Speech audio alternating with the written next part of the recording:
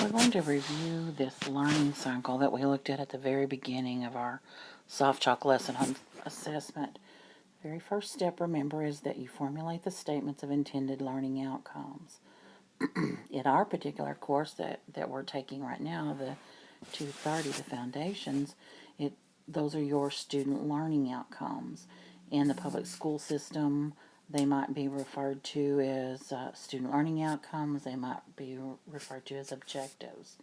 Those are the things that we want the students to know when they're finished.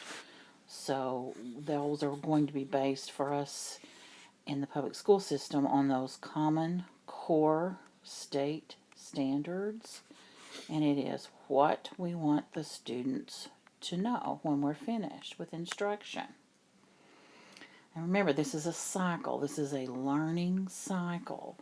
So then we look at the second step in the cycle, which is to develop or select assessment measures.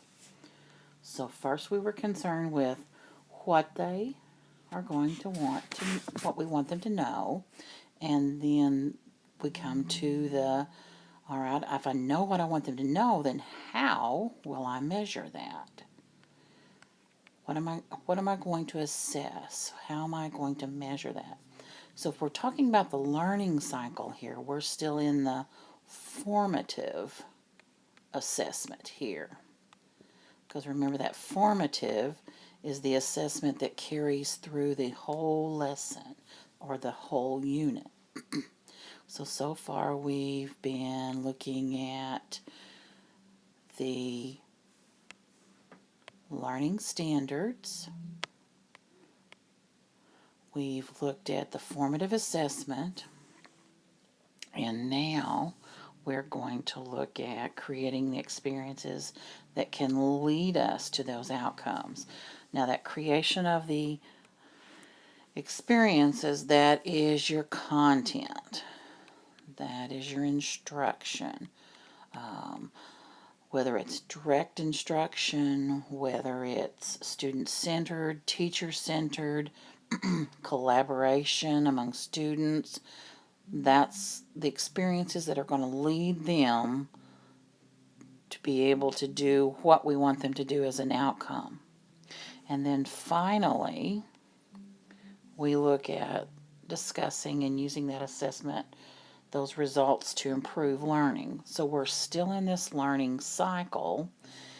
So what are we assessing here? What are we discussing here? Well, we're discussing the results of those formative assessments, those exit slips. Some people refer to them as tickets out the door, or those quick surveys, your observations as you're going around the classroom and seeing what your students do and do not understand. So at this point here in this formative assessment, where we're here, if they're not understanding something, if they're not working and progressing toward those outcomes, then here's where the adjustment is made. Here's where things can be changed. Here's where students can see how far they need to go in order to be ready for those outcomes. So that's just a quick review of the learning cycle. We look at this review as well. This is also a graphic that was in our soft chalk lesson. This is the learning cycle from a different standpoint. This is working toward that assessment. We begin here at the beginning with number 1, establish learning goals. Those are our outcomes, just like the first step of our learning cycle. Those are the things that those are the whats.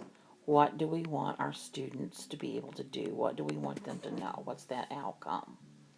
And in this cycle, the second step is to provide those learning opportunities. This is building toward assessment, remember. This is not the learning cycle as in the graphic that we saw on the previous slide. This is building toward that assessment. You provide the learning opportunities. This again is your content. whether it's student-centered or teacher-centered or peer collaboration. And we have our third step, was to assess. Those are going to be our formative assessments, as well as our summative assessments. Those summative assessments are those final ones at the end of the chapter, at the end of the unit. And then the fourth step here is to use those results. Now, to this point, we've talked about using those results only in the form of formative. But what we haven't talked about is what happens if we carry through the summative assessment, that chapter test or that unit test, and the students are not getting the content. Does it mean because we've finished with the summative that we cannot go back and start the cycle on? No, that's not what it means at all. There will be those students that even though you've worked through the summative assessments and you've adjusted their learning, you've made them aware of where they're not progressing, and they're working towards that progression. Still, they get to this point with the summative and they're not there. So do you just say, well, that's just content they didn't get, and I move on?